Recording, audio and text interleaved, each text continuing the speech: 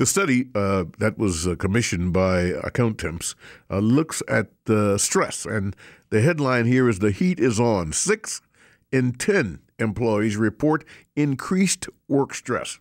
Heavy workloads seem to be the chief culprit, and millennials are among the most stressed at work. That's surprising. Is it because they are trying to keep their jobs, Bill, that they may be the most stressed, or because they don't know what the hell they're doing in the first place? I don't know. I think it's a little bit of both, right?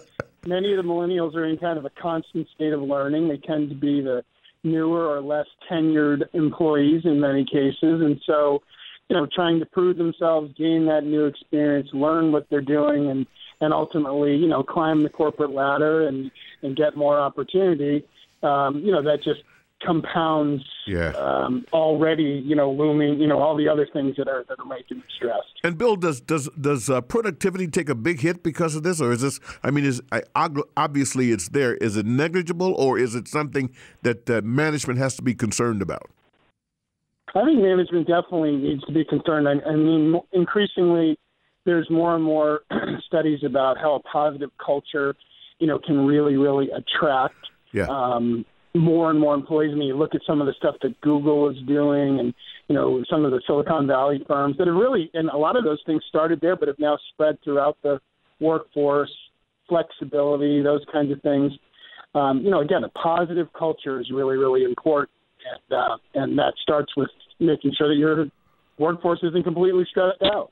From an employer point of view, Bill, what are signs, or are there signs that an employer should look for in being able to determine whether or not they're working with a stressed force?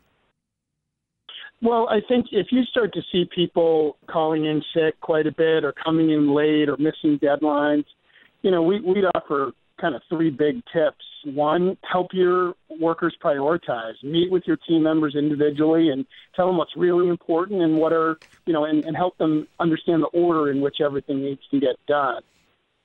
Secondly, offer resources. Encourage your team to, take advantage of wellness tips or programs. Or a lot of the new buildings that are being built today have exercise rooms there, even yoga classes, or just to take a break in an employee, in a break room or a lounge. Increasingly, again, workplaces are being designed that way. And then lastly, make it fun. No matter what you're doing, with very, very few exceptions, you can have fun while you're doing what you're doing. Yeah.